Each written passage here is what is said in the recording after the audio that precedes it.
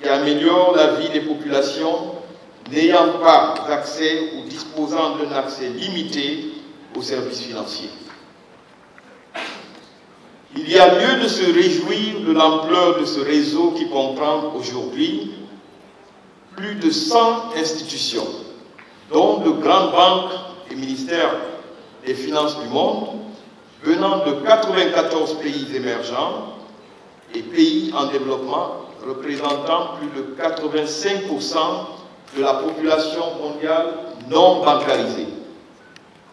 C'est donc un grand honneur pour notre pays d'avoir été choisi pour abriter cette table ronde des décideurs de l'initiative africaine de politique d'inclusion financière.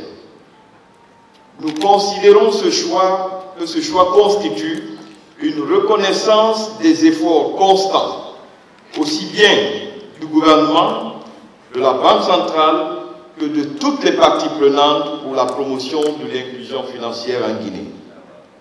Mesdames et messieurs, distingués invités, la FI avait raison de faire de l'inclusion financière sa priorité. Il est aujourd'hui unanimement admis qu'une croissance économique inclusive et durable commence par l'inclusion financière. En effet, en intégrant les personnes non bancarisées et financièrement défavorisées dans l'économie formelle, on contribue à réduire la pauvreté, à rendre les pauvres moins vulnérables aux chocs financiers, à réduire les inégalités économiques et à contribuer ainsi à la stabilité financière. Cet objectif ne peut être atteint sans le développement et la mise en œuvre d'une stratégie nationale d'inclusion financière qui participe à la création des conditions propres à assurer un développement durable en adéquation avec les objectifs de développement durable des Nations Unies. C'est dans cette dynamique que la République de Guinée travaille à l'élaboration de sa stratégie nationale de finances inclusives.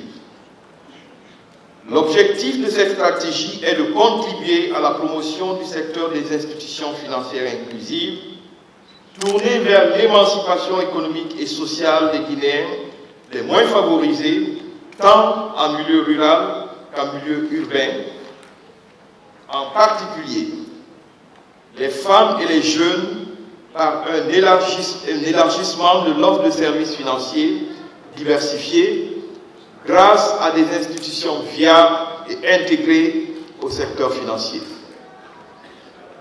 La stratégie nationale de finances inclusives en cours d'élaboration s'articule notamment autour des axes d'intervention ci-après. Accès au financement responsable, infrastructures financières et systèmes de paiement, financement agricole, financement des TPE, PME et enfin micro-assurance. Plus que jamais, conscient de ses responsabilités envers les plus vulnérables d'entre nous, à savoir les femmes, les jeunes, les personnes à faible revenu, les personnes âgées, les malades et les handicapés, le gouvernement s'engage à ce que la mise en œuvre de la stratégie nationale de la finance inclusive mette un accent particulier sur la prise en compte des besoins de ces groupes marginalisés auxquels Monsieur le Président de la République de Guinée, professeur Alpha Condé, a dédié ce mandat. Nous avons compris que les pauvres ne demandent pas de faveurs, mais des règles de jeu équitables, dépourvues de processus onéreux qui les empêchent d'accéder à des services financiers de qualité.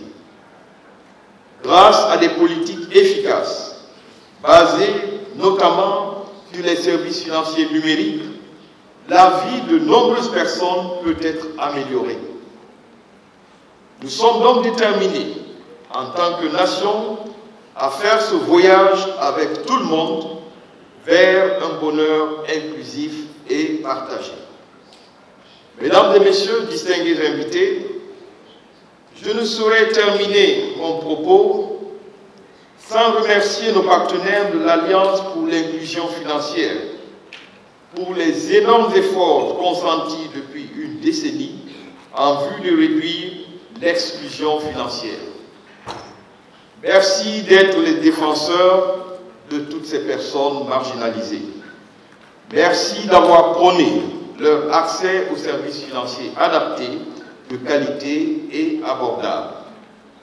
Au nom de Monsieur le Président de la République, je vous souhaite un bon séjour en terre africaine de Guinée, tout en espérant que ces 2 jours de travaux permettront de poser de nouveaux jalons en faveur d'une plus grande inclusion des populations africaines et au-delà des populations du monde entier. Je vous remercie de votre attention.